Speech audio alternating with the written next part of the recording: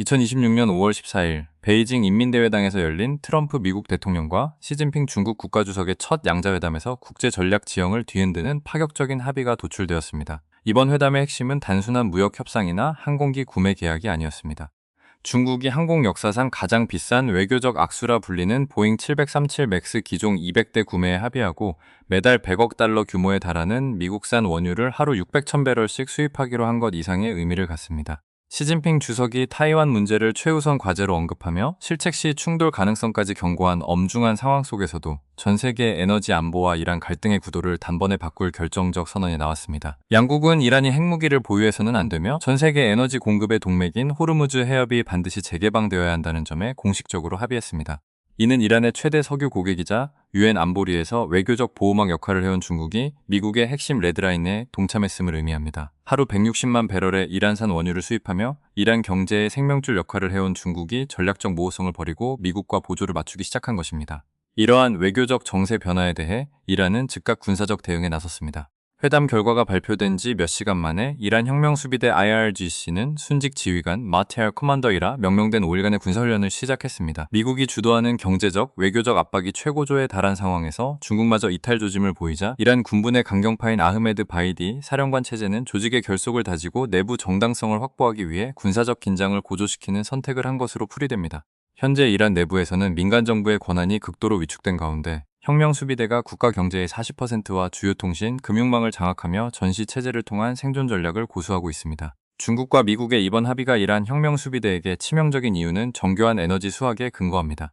2025년 기준 중국은 하루 1,160만 배럴의 원유를 수입하며 세계 최대 수입국 지위를 유지하고 있으며 이 중 약 14%인 160만 배럴을 이란으로부터 공급받아 왔습니다.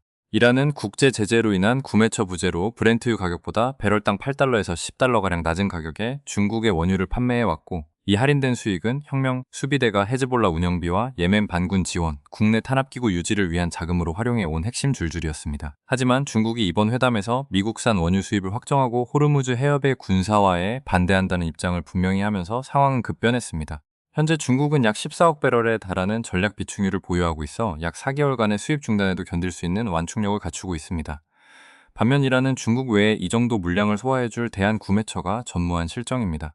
전문가들은 사우디아라비아와 이라크, 브라질 등이 이란의 공급분 160만 배럴을 충분히 대체할 수 있는 생산 및 송유 능력을 갖추고 있다고 분석합니다. 이러한 경제적 압박 속에 시작된 이란의 순직 지휘관 군사훈련은 역설적으로 혁명수비대 내부의 불안정성을 드러내고 있습니다. 일반적으로 군사훈련의 명칭이 작전 목표가 아닌 과거 임무를 기리는 식으로 정해지는 것은 조직이 외부 적대 세력보다 내부 결속과 충성심 강화에 집중하고 있음을 의미합니다.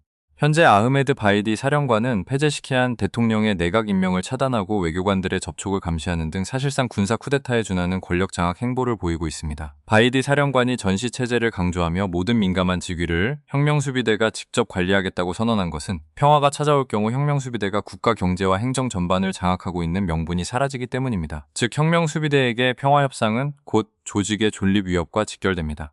하지만 중국이 미국의 레드라인에 서명함으로써 전쟁 서사를 유지하며 경제를 지탱하려던 바이디의 전략은 막대한 비용 지불이라는 한계에 봉착하게 되었습니다. 현재 호르무즈 해협 봉쇄로 매일 5억 달러의 손실이 누적되는 가운데 중국의 태도 변화는 혁명 수비대의 전쟁 자금을 고갈시키는 결정적인 변수가 될 전망입니다. 중국이 이란을 압박하기 위해 동원할 수 있는 구체적인 세 가지 지렛대는 향후 갈등의 향방을 가르는 핵심 요소가 될 것으로 보입니다. 첫 번째 지렛대는 이란산 원유 구매의 단계적 축소입니다. 이번 정상회담에서 합의된 미국산 원유 수입은 단순한 거래를 넘어 이란산 원유를 대체하기 위한 공정의 시작을 의미합니다. 중국의 수입 인프라와 정유시설의 특성상 즉각적인 전면 중단은 어렵더라도 세계 최대 구매자인 중국이 공식적으로 수입선 다변화 신호를 보낸 것만으로도 혁명 수비대의 수익 전망은 하향 조정될 수밖에 없습니다. 두 번째는 국제 무대에서의 외교적 보호막 철회입니다.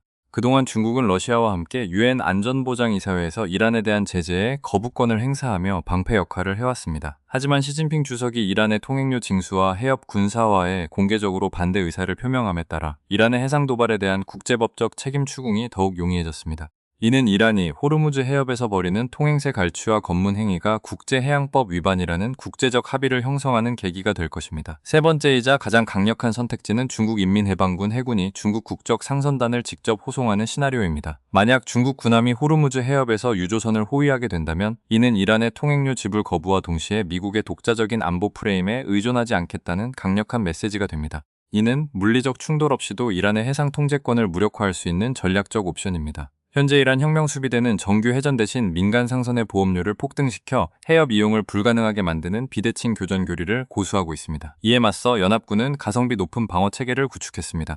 프랑스의 타이거 공격 헬기는 30mm 기관포를 이용해 이란의 저가형 샤헤드 드론을 저비용으로 격추할 수 있는 능력을 입증했으며 미국의 AC-130 건쉽은 이란의 고속정이 해안 동굴에서 출격하기 전 정밀 타격할 수 있는 궤도 화력을 제공합니다. 여기에 더해 러시아는 5월 13일 밤부터 14일 새벽 사이 우크라이나 14개 지역에 1,560대의 드론을 동원한 사상 최대 규모의 공습을 감행하며 서방의 관심을 분산시키려 시도하고 있습니다. 또한 인도는 사거리 10,000km에 달하는 다탄두 탄도미사일 아그니 슈크스의 시험 발사를 준비하며 인도 태평양 지역의 핵 균형을 재편하고 있습니다. 이처럼 복잡하게 얽힌 국제안보 지형 속에서 베이징 정상회담의 결과는 이란 혁명수비대의 생존 계산법을 완전히 뒤흔들고 있으며 순직 지휘관 훈련으로 응수하는 이란의 행보는 전략적 대안이 고갈된 조직의 마지막 소음이라는 분석이 지배적입니다. 저희 뉴스를 지속적으로 확인하시려면 구독과 알림 설정을 부탁드립니다.